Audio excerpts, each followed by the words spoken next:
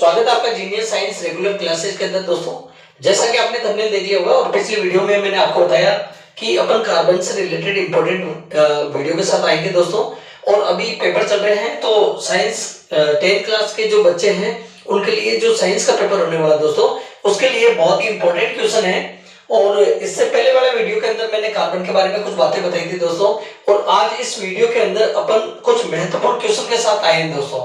तो बिल्कुल भी स्किप ना करें, और जो चैनल पर नए हैं दोस्तों वो चैनल को सब्सक्राइब करें और बेल आइकन प्रेस करें ताकि इस प्रकार की इंपॉर्टेंट वीडियो आपको घर बैठे आपके मोबाइल स्क्रीन पे मिल सके दोस्तों।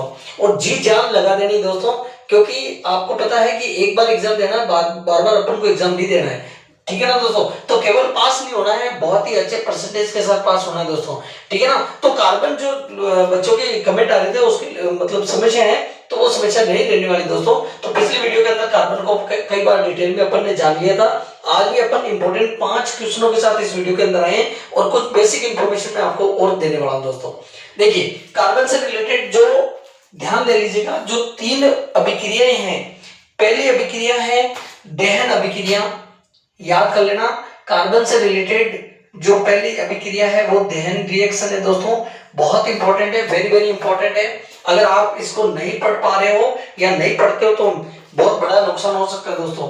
दूसरी अभिक्रिया है संकलन अभिक्रिया दोस्तों, संकलन अभिक्रिया, ठीक है ना। दूसरी रिएक्शन कौन सी है? संकलन अभिक्रिया। और तीसरी जो मोस्ट इंपॉर्टेंट रिएक्शन है वो है प्रतिस्थापन अभिक्रिया दोस्तों। कौन सी है? प्रतिस्थापन अभिक्रिया। अब मैं आपको इन शॉर्ट इसकी डिटेल बता देता हूं। दहन का मतलब है किसी पदार्थ को एयर की प्रेजेंट में उसको जलाना। जैसे कि अगर अपन कार्बन को ऑक्सीजन की उपस्थिति में जलाएंगे दोस्तों, तो क्या बनने वाला है? कार्बन डाइऑक्साइड बनेगा, ठीक है ना। ये अभिक्रिया दहन अभिक्रिया होगी। या फिर आप मैग्नीशियम की रिबन को ऑक्सीजन की उपस्थिति में जला रहे हो, यदि आप Mg को, इसी का एग्जांपल एक और है, यदि आप मैग्नीशियम रिबन को अगर ऑक्सीजन की उपस्थिति में जला रहे हो तो 2MgO बनेगा। ये सब क्या है? दहन अभिक्रिया के एग्जांपल है दोस्तों। तो बहुत ही इंपॉर्टेंट रिएक्शन है दहन रिएक्शन, दहन अभिक्रिया, मिस आउट मत करना बिल्कुल भी। दूसरी अभिक्रिया संकलन अभिक्रिया। संकलन अभिक्रिया का मतलब होता है कि जो संतृप्त हाइड्रोकार्बन है उनके साथ में अगर हाइड्रोजन की मात्रा, हाइड्रोजन परमाणु को और जोड़ लिया जाता है तो वो यानी कि संतृप्त हाइड्रोकार्बन को असंतृप्त हाइड्रोकार्बन में और असंतृप्त हाइड्रोकार्बन को संतृप्त हाइड्रोकार्बन में बदला जा सकता है दोस्तों। यानी संकलन का मतलब है जुड़ाव, ठीक है ना। तो हाइड्रोजन परमाणु को जोड़ना, ये संकलन अभिक्रिया के अंदर आता है। प्रतिस्थापन का मतलब होता है किसी एक परमाणु समूह के स्थान पर कोई दूसरा परमाणु समूह आ जाता है तो वो प्रतिस्थापन अभिक्रिया होगी। इसके अलावा रेडॉक्स अभिक्रिया, वियोजन अभिक्रिया और विस्थापन अभिक्रिया वेरी वेरी इंपॉर्टेंट है दोस्तों, ठीक है ना। तो आज इस वीडियो के अंदर अपन 5 प्रश्नों के साथ आए हैं दोस्तों। जो पहला प्रश्न है वो ये है कि निम्न यौगिकों का नामकरण आप कैसे कर पाओगे दोस्तों। अगर मान लीजिए पेपर के अंदर आपको ऐसा क्वेश्चन मिलता है कि निम्न यौगिक दे रखे हैं और उनका आपको नॉमिनेशन करना है, नामकरण करना है, तो आप कैसे करोगे। यानी कि पहला दे रखा है कि CH3 single bond CH2 single bond Br। तो अब देख लीजिएगा, मैंने आपको पिछले वीडियो के अंदर बताया कि अपने कुछ समूह हैं, अगर Br जहां पे आता है तो वो समूह कौन सा है? ब्रोमो है, ठीक है ना। जहां पर I आता है तो वो आयोडो है दोस्तों, और जहां पर Cl आता है वो क्लोरो है, जहां पर F आता है वो फ्लोरो है। तो यहाँ पे देख लीजिएगा कि ऑर्गेनिक कंपाउंड के अंदर कौन सा समूह आ रखा है दोस्तों? Br आ रखा है, तो ये हो गया ब्रोमो, ठीक है ना। तो इसके साथ ही ये CH3 single bond CH2 single bond Br, तो ये हो गया ब्रोमो एथेन दोस्तों। इसका नामकरण क्या होगा? Bromo ethane. ठीक इसी प्रकार अगर दूसरे ऑर्गेनिक कंपाउंड की अगर बात करें अपन, तो यहाँ पर C डबल बॉन्ड O और दोनों सिंगल बॉन्ड से हाइड्रोजन जुड़े हुए हैं, तो ये कौन सा अम्ल हो गया दोस्तों? मेथनोइक अम्ल हो गया दोस्तों। कौन सा अम्ल हो गया? मेथनोइक अम्ल हो गया। तीसरे अगर कंपाउंड की बात करें, C single bond C single bond C single bond C फिर सिंगल बॉन्ड C और ट्रिपल बॉन्ड C, यानी कि यहाँ पर जो है एल्केलाइन कंडीशन है। तो देख लीजिएगा आपको करना क्या है। सबसे पहले कार्बन के मॉलिक्यूल गिनने हैं, उसके बाद में आपको हाइड्रोजन के मॉलिक्यूल गिन लेने हैं। तो देख लीजिएगा 1 2 3 4 5 और 6 कार्बन है इसके अंदर। इसके अलावा 1 2 3 4 5 6 7 8 9 और 10 हाइड्रोजन है दोस्तों। तो ये हो जाएगा हेक्साइन। क्या हो जाएगा दोस्तों? हेक्साइन। मैंने पिछले वीडियो के अंदर आप लोगों को बताया था कि देखिए भाई लोगों, दोस्तों यदि किसी दिए गए कार्बनिक यौगिक के अंदर किसी ऑर्गेनिक कंपाउंड के अंदर अगर कार्बन की संख्या 1 है तो अपन मेथ शब्द का यूज करते हैं, यदि 2 है तो हम एथ शब्द का यूज करते हैं, और यदि भाई लोगों 3 है तो अपन प्रोप का यूज करेंगे, 4 है तो ब्यूट, और 5 है तो पेंट, और 6 तो हेक्स। तो यहाँ पर कार्बन कितने हैं? 6, और आपके सिलेबस के अंदर केवल 6 ही है, तो सफिशिएंटली है कि आपको 6 तक याद करना। तो ये हो जाएगा हेक्साइन, ठीक है ना, ये क्या हो जाएगा? हेक्साइन, क्योंकि यहाँ पर ट्रिपल बॉन्ड की कंडीशन आ रही है तो एल्काइन ग्रुप है, ठीक है ना। तो दोस्तों नामकरण बहुत इजी है। तो इस प्रकार से पहला ब्रोमोएथेन है, दूसरा मेथेनोइक अम्ल है, और तीसरा हेक्साइन है। उम्मीद करता हूं समझ में आया होगा दोस्तों। दूसरा क्वेश्चन हमारे पास है कि एथेनॉल से एथेनोइक एसिड में परिवर्तन को ऑक्सीकरण अभिक्रिया क्यों कहते हैं? बहुत ही इंपॉर्टेंट क्वेश्चन है। देखिए दोस्तों, एथेनॉल का मतलब होता है CH3CH2OH। अगर एथेनॉल से एथेनोइक अम्ल में परिवर्तन हो रहा है तो इसको ऑक्सीकरण क्यों कहते हैं? क्योंकि ऑक्सीकरण यानी कि ऑक्सीजन देने वाले पदार्थों को ऑक्सीकरण या ऑक्सीकारक कहते हैं दोस्तों।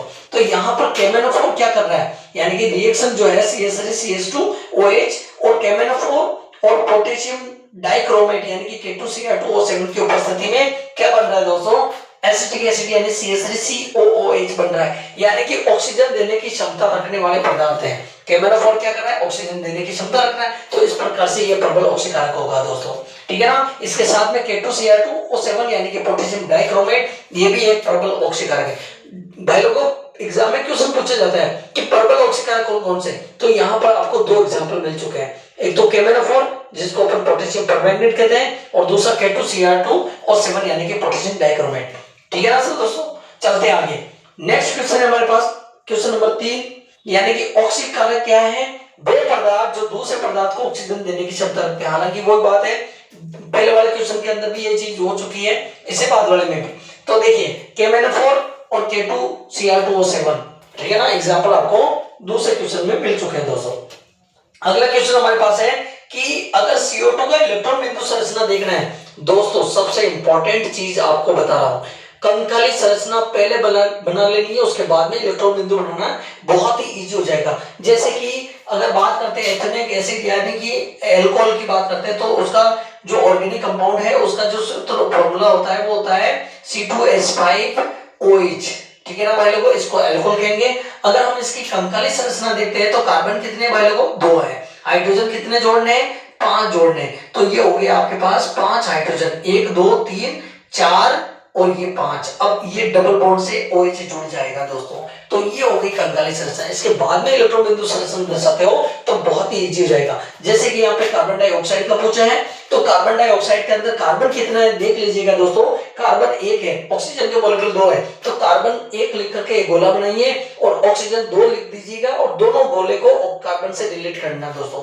अब ध्यान दे लीजिएगा, यहाँ पर मैंने 4 डॉट बनाए, 1 2 3 4 यानी कि डबल क्रॉस है, यानी कि ये यहाँ पर जो है सिंगल बॉन्ड के साथ में अटैच है दोस्तों, ठीक है ना। इस प्रकार से इसकी इलेक्ट्रॉन बिंदु संरचना हो जाएगी। आपको करना क्या है, दोनों बॉक्स के अंदर, दोनों चेंबर के अंदर आपको डबल बिंदु दर्शाना है दोनों साइड में, और इनके पास में ये बिंदु जो होते हैं वो इलेक्ट्रॉन को शो करते हैं दोस्तों।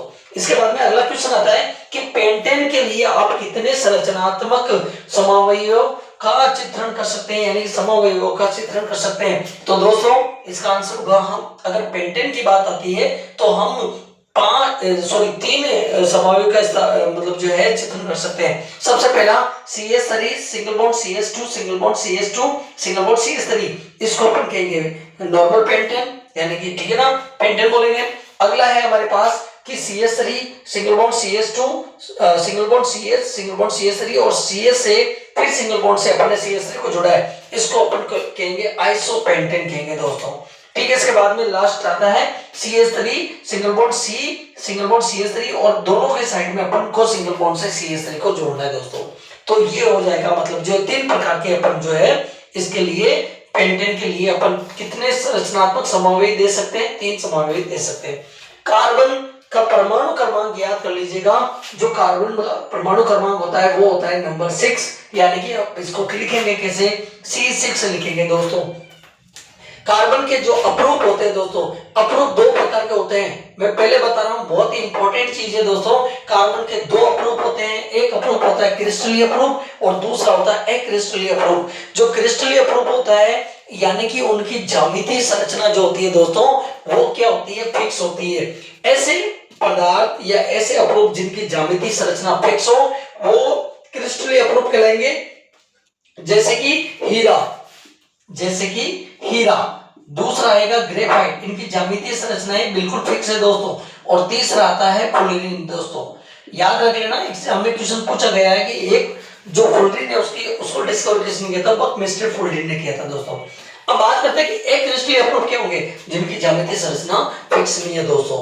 यानी कि काजल हो गया, कोक हो गया, बिटुमिन हो गया, है ना, चारकोल हो गया, ये सब एक क्रिस्टलीय अपरूप है दोस्तों। कार्बन कोई भी ज्यादा इंपॉर्टेंट मतलब जो है कोई ज्यादा डिफिकल्ट टॉपिक नहीं है, बस आपको दिमाग से इस टॉपिक को पढ़ना है।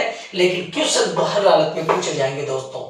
एक चीज और सुन लेना, बेंजीन का सूत्र मैंने पिछले वीडियो के अंदर भी बताया, आज भी बता रहा हूं, C6H6 आएगा।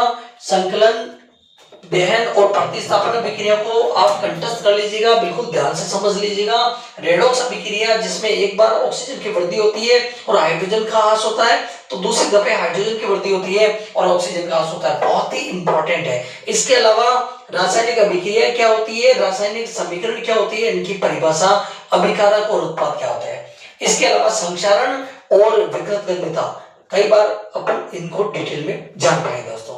तो कोई ज्यादा डिफिकल्टी नहीं है, बस दिमाग से काम करना है और बहुत ही अच्छे हैंडराइटिंग से वर्क करना है दोस्तों, ठीक है ना। कोई क्वेश्चन छोड़ना नहीं है, उसके आसपास का आंसर अगर अनफॉर्चुनेटली आपके दिमाग से निकल गया हो तो जरूर उनसे रिलेटेड ही लिखे, बट छोड़ना एक भी क्वेश्चन नहीं है दोस्तों। अगर छोड़ोगे तो आपका बहुत बड़ा नुकसान हो जाएगा। इसलिए मिलेंगे अगले टॉपिक के साथ नेक्स्ट वीडियो में, तब तक के लिए goodbye, thanks, take care.